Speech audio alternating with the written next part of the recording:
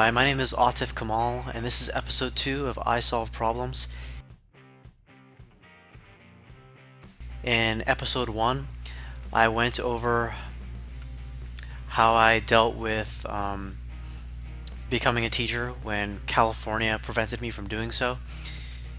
If you want to know more about that, you can watch that episode. This episode is about how and why I left the teacher profession. Now, the problem with the teaching profession, for me personally, was that I was working 60 to 70 hours per week. And another problem on top of that was that I wasn't able to control the kids. I wasn't able to figure that out. Now, the reason why this problem matters for me, or mattered for me, was because I wanted to offer classes in logic and reasoning, and I still do. Also, why it mattered to me was because I needed a regular career that I could get an income from so that I could survive and pay the bills that I have. Now, to go over what caused the problem as far as working 60 to 70 hours a week, it's as follows. Depending on the school, there are after and before school tutorials. There is lesson planning the day prior.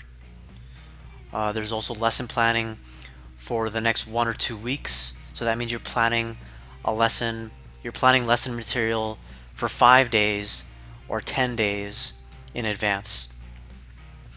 There's data collection and analysis of how they do on practice standardized exams. So that means that you're looking at which questions a lot of the students got wrong, which ones a lot of them got right.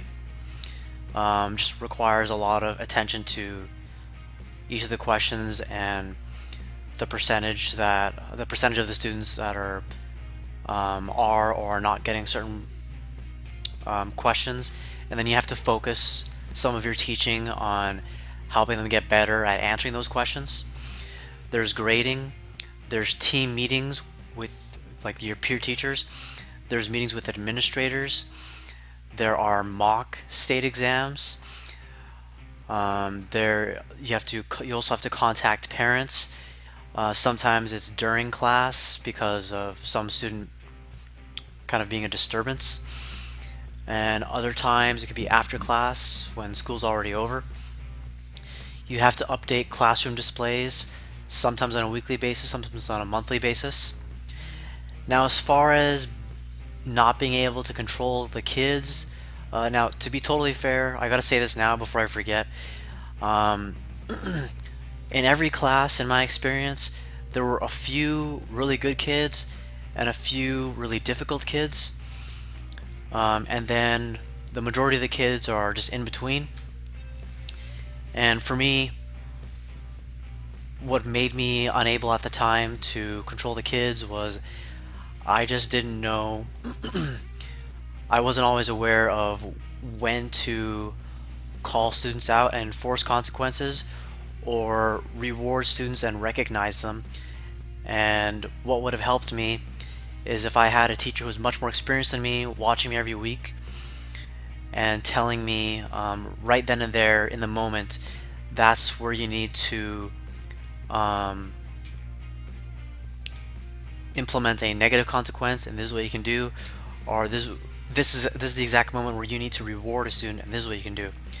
Now, in fairness, they did have observations of me, but they weren't that frequent. They were maybe like once every 2 to 4 weeks at a time, which for me was not frequent enough.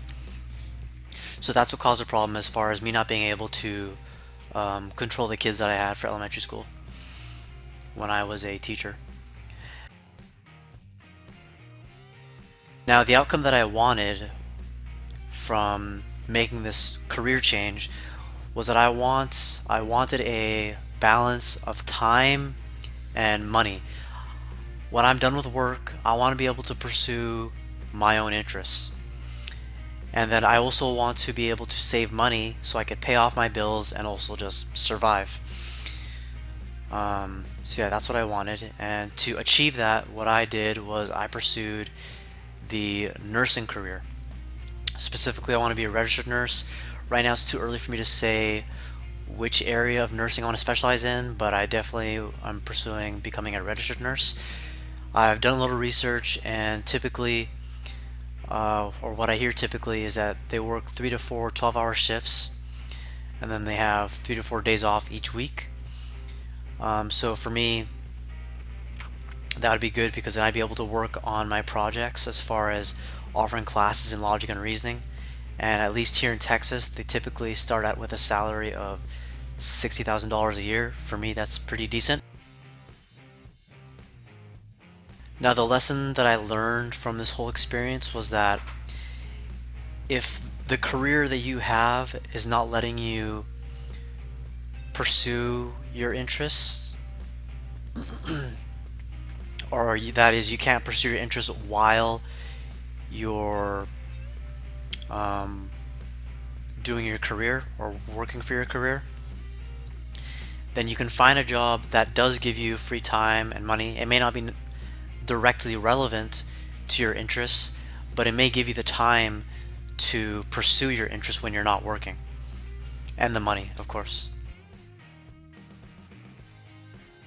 Now, in the next episode, I'm going to go over how I responded to lightning striking my house. And that's it. Alright, thank you. Bye.